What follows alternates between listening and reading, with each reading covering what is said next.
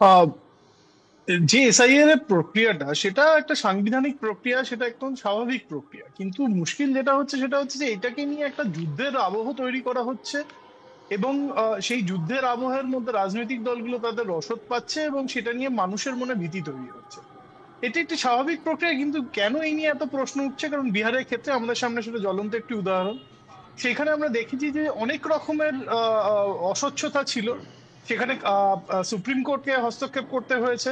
এবং এখনো পর্যন্ত আমরা জানি না যে এই 47 লক্ষ ভোটারের নাম যে বিহারের ভোটার তালিকা থেকে বাদ গেছে, তাদের মধ্যে কতজন নেপালের বাসিন্দা ছিলেন, কতজন বাংলাদেশের বাসিন্দা ছিলেন, কতজন মায়ানমারের বাসিন্দা ছিলেন, সেই ব্যাকআপ কিন্তু ইলেকশন কমিশন আমাদের এখনো পর্যন্ত দেয়নি। অথচ এইটাই কিন্তু একটা বড় অবজেক্টিভ এই এসআইআর এর ব্যাপারে বারবার করে উঠে আসছে, সেটা ইলেকশন কমিশনের বিজ্ঞপ্তিতে হোক, সেটা রাজনৈতিক দলের বক্তব্যে হোক। এবং যেটা সবচেয়ে আশঙ্কার বিষয় মতিয়া, সেটা হচ্ছে যে যারা উচ্চবিত্ত, যারা মধ্যবিত্ত, যারা শিক্ষিত, যারা তাদের সমস্ত শংসাপত্র ঠিকঠাক করে রাখেন, যারা জানেন কিভাবে এই শংসাপত্র দেখাতে হবে, যারা বুঝতে পারছেন যে এই প্রক্রিয়া কিভাবে হবে, যারা বুঝতে পারছেন অনলাইনে কিভাবে এই প্রক্রিয়ার সঙ্গে যুক্ত হওয়া যাবে, তাদের ক্ষেত্রে আশঙ্কা ততটা নেই যতটা আশঙ্কা কিন্তু যারা গরিব মানুষ, যারা গ্রামের মানুষ, হয়তো তেমন তাদের পড়াশোনা করা নেই, তাদের একটা মনে ভীতি তৈরি হয়ে রয়েছে, তাদেরকে সাহায্য করা, তাদেরকে রক্ষা করা বা প্রোটেক্ট করা কিন্তু কর্তব্য হচ্ছে এই রাজনৈতিক দলগুলোর। তারা যদি শুধুমাত্রই এই একটা বিরোধের আবহের মধ্যে, যুদ্ধের আবহের মধ্যে চলে যায়, তাহলে প্রক্রিয়াটি আরো জটিল হবে। এবং সেটাই হয়তো কেউ কেউ চাইছেন যে যেটা জটিল হোক, এবং তার থেকে আগামী বিধানসভা নির্বাচনে অন্তত পশ্চিমবঙ্গে তার কোনো ফায়দা নেওয়া যায়।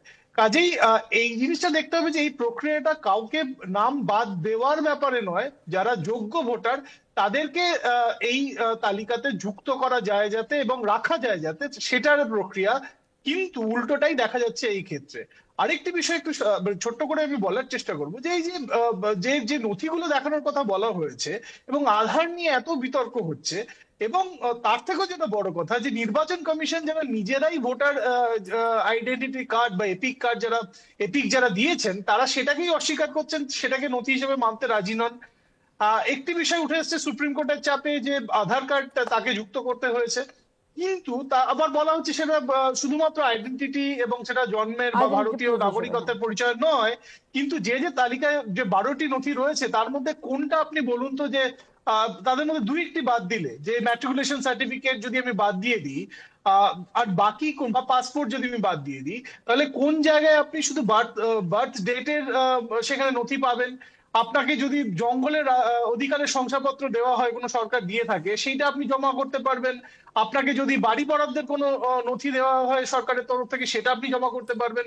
তো সেখানে অনুপ্রবেশ কে করে এসেছে, অনুপ্রবেশকারী কারা এসেছে, তারা এই যদি শংসাপত্র পেয়ে গিয়ে থাকে, তো আপনি কিভাবে সেটাকে জাস্টিফাই করবেন? অথচ আধার, যেটা সব জায়গায় গ্রহণযোগ্য হয়ে উঠেছে সারা ভারতবর্ষে, সেইটাকে বাদ দিয়ে দেওয়া হচ্ছে। তো এই ধরনের অনেক ধরনের প্রশ্ন, অস্বচ্ছতা, যেটা থেকে ইলেকশন কমিশন, যেটা আজকের সাংবাদিক বৈঠকের ক্ষেত্রে আমার মনে হয়েছে, সেটা হচ্ছে যে বিহার থেকে তারা অনেক শিক্ষা নিয়েছেন এবং সেটা থেকে কিছু কিছু তারা সংস্কার করতে চাইছেন প্রক্রিয়াটার মধ্যে। কিন্তু এতে প্রত্যেকটি রাজনৈতিক দলগুলো এবং তাদের যে ব্লক লেভেলের যে যারা কর্মীরা রয়েছেন, যারা এই প্রক্রিয়ার সঙ্গে যুক্ত হবেন, তাদের দায়িত্ব কিন্তু অনেক বেশি। তাদের দায়িত্ব একেবারেই সংঘর্ষ সম্বিত, বা আমি এই মারপিট প্রসঙ্গেই করা আসবো। নয়।